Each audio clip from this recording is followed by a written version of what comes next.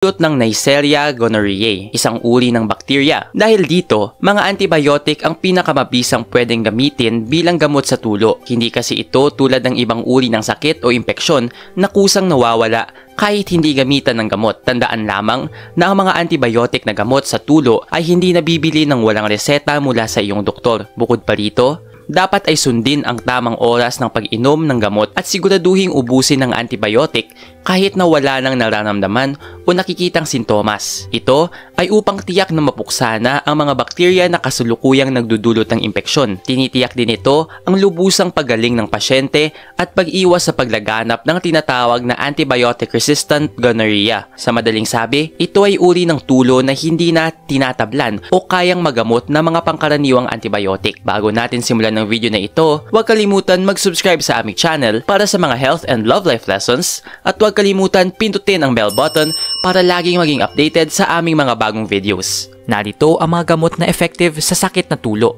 1. Ceftriaxone. Isa itong cephalosporin antibiotic na karaniwang binibigay bilang isang intramuscular injection na may 500 mg na dosage. Kilala ang ceftriaxone sa kanyang mataas na bisa laban sa Neisseria gonorrhoeae. Ito ay karaniwang unang nirerekomendang gamot dahil sa kanyang epektibong paglaban sa sakit at mababang posibilidad ng resistance. Ang mga posibleng epekto nito ay pamumula at sakit sa lugar ng injection na madalas na pansamantala lang. 2. Azithromycin, isang macrolide antibiotic na karaniwang iniinom sa pamamagitan ng bibig na may dosage na 100 mg.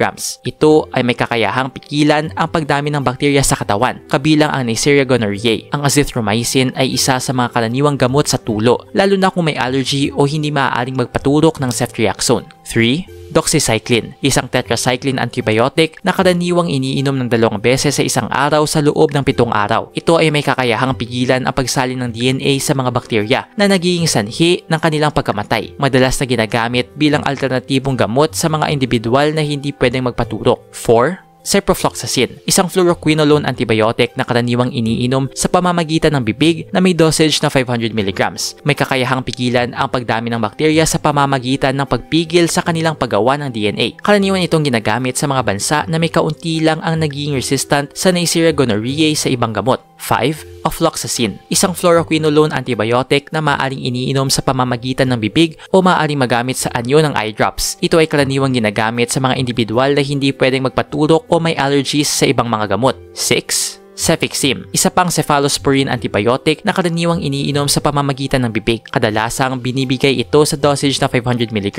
Kahit na mas kakaunti na ang mga bansa na gumagamit ng cefixime dahil sa pagtaas ng resistance ng bakterya sa gamot na ito, maaari pa rin itong gamitin depende sa local cases ng Neisseria gonorrhoeae. 7. Gentamicin, isang aminoglycoside antibiotic na karaniwang binibigay bilang intramuscular injection o intravenous infusion. Ito ay may mataas na bisa sa maraming uri ng bakterya kabilang ang Neisseria gonorrhoeae. Kadalasang ginagamit ito bilang alternatibong gamot sa mga individual na hindi maaaring magpaturok ng ibang antibiotics. 8. Spectinomycin, isang antibiotic na binibigay sa pamamagitan ng intramuscular injection. May kakayahang pigilan ang pagdami ng bakterya sa pamamagitan ng pagpigil sa kanilang protein synthesis. Karaniwang ginagamit bilang alternatibong gamot sa mga individual na hindi maaaring magpaturok ng iba pang mga antibiotics. 9. Cefpodoxime, isa pang cephalosporin antibiotic na karaniwang iniinom sa pamamagitan ng bibig. Karaniwang binibigay ito sa dosage na 500 mg.